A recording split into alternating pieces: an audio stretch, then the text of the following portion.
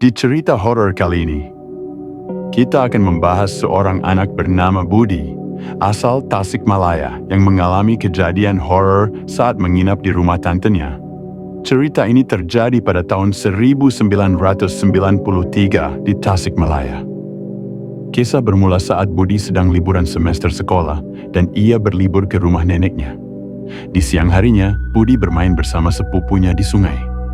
Karena Budi tidak bisa berenang, ia hanya bermain di pinggiran sungai.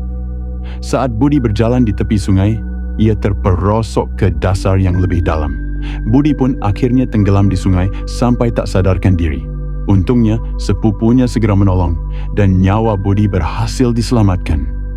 Saat Budi siuman, sepupunya menegur dan memperingatkannya. Di malam harinya, Budi pergi mengaji.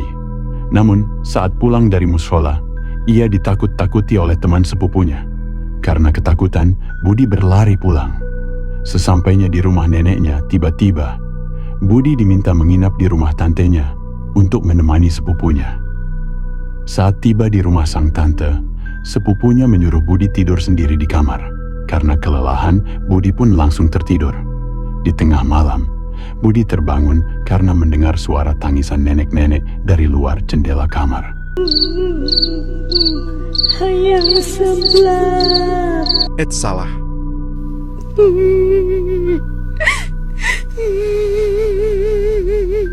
Tak lama kemudian, suara itu berubah, memanggil-manggil Budi dengan suara lirih penuh rasa sakit. Jang, tolong Jang, tolongan ini Jang.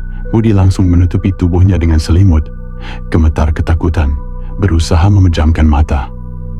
Namun, suara itu terasa semakin dekat, seperti berada tepat di sampingnya. Budi pun mulai penasaran. Saat ia mengintip dari balik selimut, ia melihat sosok seseorang berbadan tinggi besar, berwarna hitam. Sontak Budi panik, tubuhnya gemetar hebat. Karena terlalu ketakutan, Budi akhirnya tertidur lagi. Beberapa jam kemudian, ia terbangun karena mendengar suara keramaian dari luar kamar. Budi bangun dan berjalan keluar. Namun saat masuk ke ruang tamu, lampu masih mati, dan suara keramaian itu hilang. Dari arah ruang tamu, Budi mendengar suara orang menyapu. Ternyata itu pembantu tantenya. Budi merasa heran. Ruangan masih gelap, tapi pembantu sudah mulai menyapu. Ia pun bertanya kepada pembantu itu. Bi, iya kan jam sabaraha? Ujang teh balik ka mana? Iya teh masih jam 2, sana bobo lagi. Setelah itu Budi kembali ke kamar sepupunya, duduk dan melamun. Ia keheranan. Suara tangisan nenek-nenek itu tidak mau berhenti. Karena mengantuk, Budi kembali tertidur dan bangun di pagi hari. Pagi itu, Budi membeli bubur. Ia bertemu dengan nenek dan kakaknya. Budi langsung menceritakan kejadian aneh yang dialaminya semalam. Namun sang nenek tidak percaya.